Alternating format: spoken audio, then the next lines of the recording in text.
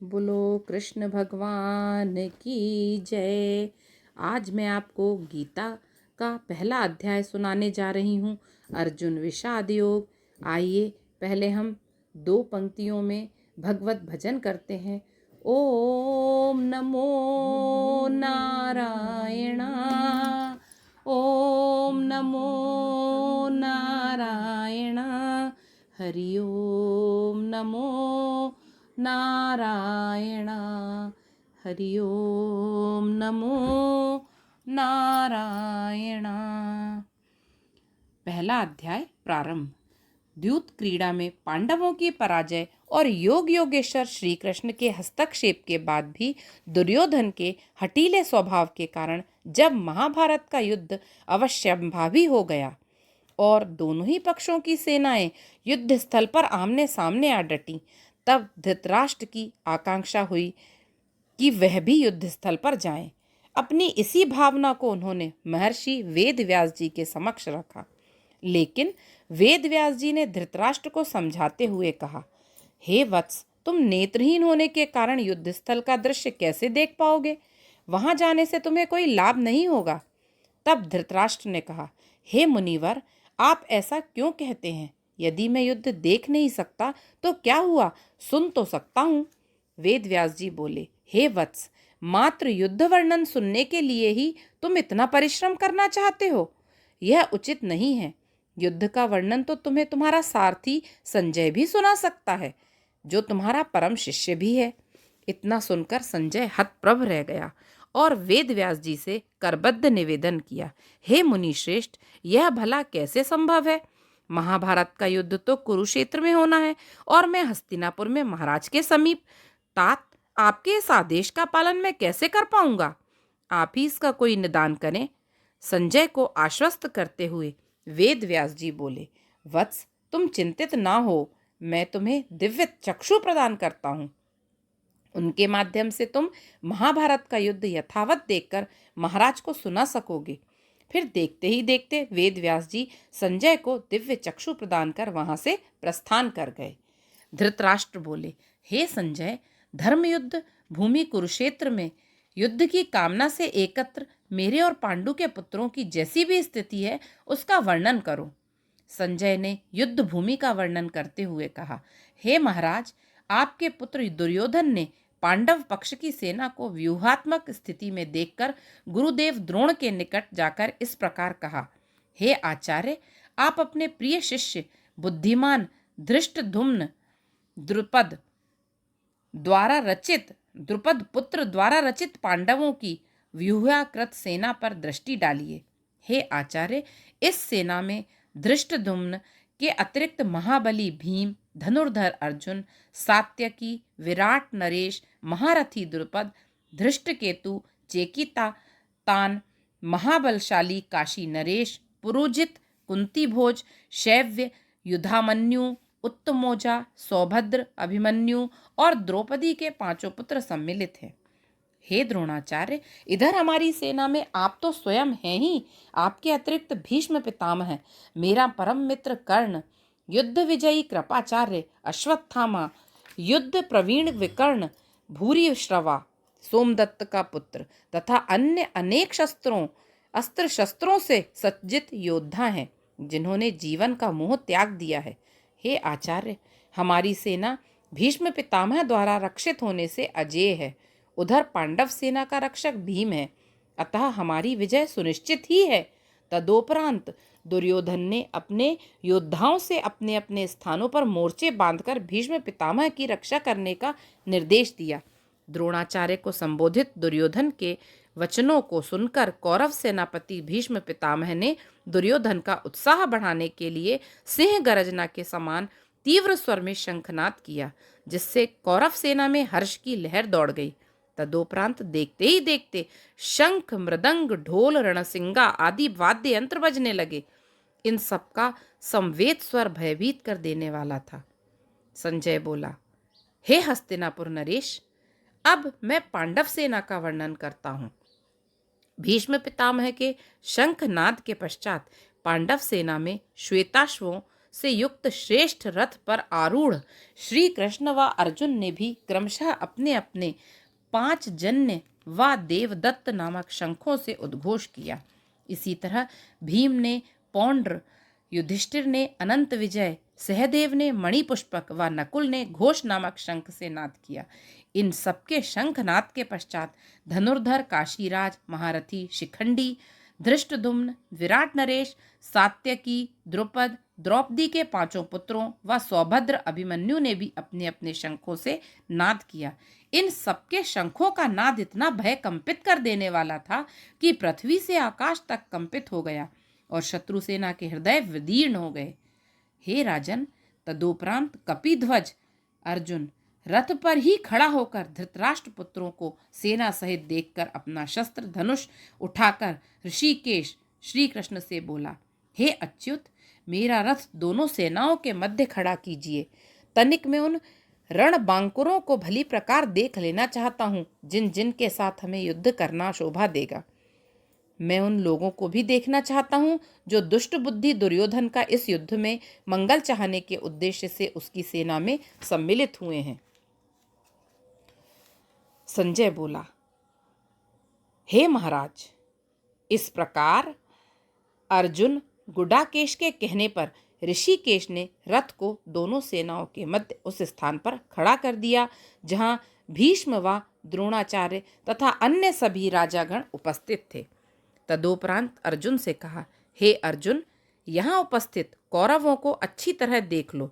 तत्पश्चात अर्जुन ने दोनों पक्षों में पिता के भाइयों, चाचाओं, पितामह, आचार्यों, मामाओं, भाइयों, पुत्रों, पौत्रों, मित्रों, श्वशुरों व अन्य आत्मीय जनों को देखा। इन सबको देखकर उसका हृदय विषाद से भर गया। तब वह शोक विह्वल होकर श्री कृष्ण से बोला, हे कृष्ण, युद्ध के लिए लालायित आत्मीय जनों को देखकर मेरा गाज शरीर शिथिल हुआ जा रहा है, मुख शुष्क हो रहा है, शरीर में रोमांच व कंपन हो रहा है। गांडीव अर्जुन के धनुष का नाम है, मेरे हाथों से छूट रहा है, त्वचा तप्त हो रही है, बुद्धि भ्रमित हो गई है। स्थिति यह है कि मैं स्वयं को स्थिर भी नहीं कर पा रहा हूँ। हे केशव, मुझे सभी कुछ प्रतिकूल दिखाई पड़ रहा है। इस तरह स्वजनों का वध करके मैं अपना हित साधन नहीं करना चाहता। हे कृष्ण, अपने ही आत्मीय जनों का वध करके मैं विजय, राज्य व सुख प्राप्त करना नहीं चाहता। हे गोविंद, जिन लोगों के लिए राज्य, सुख, भोग आदि प्राप्त करने के उद्देश्य से यह युद्ध लड़ा जाना है, वही जब इस युद्ध स्थल में मुझे दृष्टिगोचर हो रहे हैं, तो ऐसे राज्य, सुख, भोग प्राप्त करने का क्या लाभ है? युद्ध स्थल में गुरु, ताऊ, चाचा, दादा, मामा, श्वशुर, पौत्र, पुत्र, साले व अन्य कुटुंबीजन योद्धा बनकर उपस्थित है। हे मधुसूदन, यदि ये लोग मेरा वध करना चाहें तब भी, और तीनों लोकों के राज्य की प्राप्ति के निमित्त भी मैं इनका वध नहीं करना चाहता, फिर इस भूमंडल की प्राप्ति के निमित्त वध करना मुझे असंभव प्रतीत होता है। हे जनार्दन, धृतराष्ट्र के इन दुष्ट पुत्रों का वध करने से भी हमें सुख लाभ की अपेक्षा आतताइयों के वध का दोष ही लगेगा। यद्यपि धृतराष्ट्र के ये पुत्र दुष्ट बुद्धि हैं, तब भी वध के योग्य नहीं हैं। कुटुंबी जनों का वध करके हमें सुख की प्राप्ति कैसे होगी? राज्य के प्रलोभनवश इन लोगों की बुद्धि भ्रमित हो गई है, इसी से इन्हें कुल नाश या मित्र से छल का दोष प्रतीत नहीं हो रहा। लेकिन हे जनार्दन, हमारी तो बुद्धि भ्रमित नहीं हुई है, हमें तो दोषादि का विचार करना ही चाहिए। हे यदुनंदन, कुल के विनाश से कुल का सनातन धर्म नष्ट हो जाता है, सनातन धर्म नष्ट होने से कुल पापाश्रित हो जाता है। हे कृष्ण, पाप की अभिवृद्धि से कुल की स्त्रियां मार्गच्युत हो जाती हैं। हे वार्ष्णेय, कुल की स्त्रियां मार्गच्युत होने से वर्ण संकर संतति उत्पन्न होती है। ऐसी वर्ण संकर संतति ही कुल को नरक में ले जाती है, तथा श्राद्ध, तर्पण आदि क्रियाओं का लोप होने से पितरों की अधोगति होती है। वर्ण संकरता से कुल धर्म के साथ साथ जाति धर्म का भी विनाश होता है। अतएव हे कृष्ण, जिनके कुल धर्म का नाश हो जाता है वह नरकवासी होते हैं, ऐसा सुना जाता है।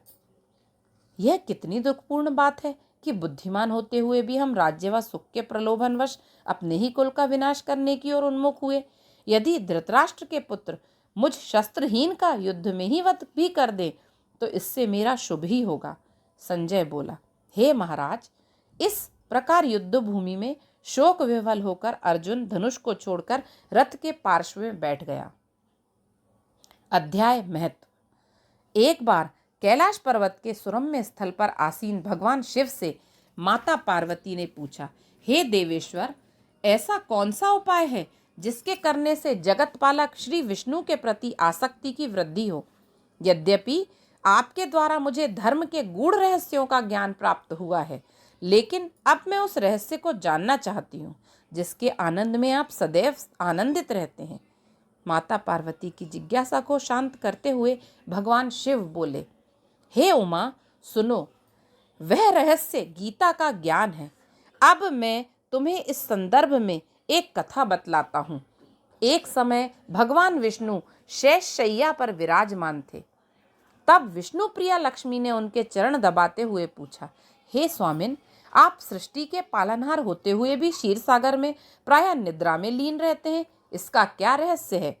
तब जगत के पालनकर्ता विष्णु बोले, हे प्रिय, तुम्हें मैं निद्रा में लीन दिखलाई अवश्य पड़ता हूँ, लेकिन तब भी मैं माहेश्वर के तेज का दर्शन कर रहा होता हूँ। योगी जन भी इसी माहेश्वर तेज का हृदय में ध्यान किया करते हैं।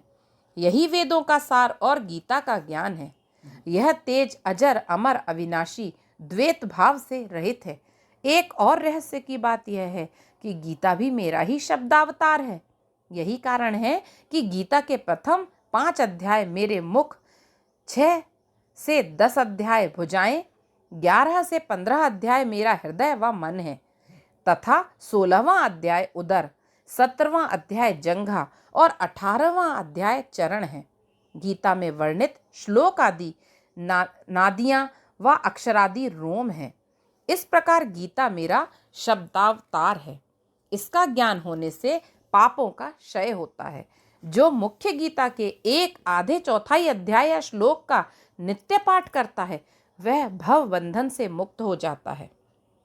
लक्ष्मी जी ने पूछा, हे प्रभु, क्या गीता के इस ज्ञान से किसी का उद्धार भी हुआ है? विष्णु बोले, प्रिय सुनो, किसी काल में एक ब्राह्मणोचित कर्मों से विमुख होकर सदैव पाप वृत्ति में लीन रहा करता था। उसकी दैनिक चर्या में मदिरा सेवन, भोग विलास ही अधिक सम्मिलित था। ब्राह्मण होकर भी वह ना कभी जप, होम, देव पूजन करता था और ना ही अतिथि का सत्कार। फिर भी उदर पूर्ति के निमित्त पशुओं के आहार रूप में वह वृक्षों के पत्ते बेचा करता था। एक दिन पत्ते तोड़ते समय उसे एक विषधर ने डस लिया और कुछ समय पश्चात ही उसकी मृत्यु हो गई।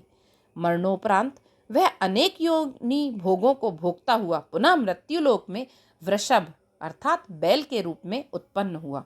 उस बैल को अति निर्धन व्यक्ति ने आजीविका की दृष्टि से क्रय कर लिया।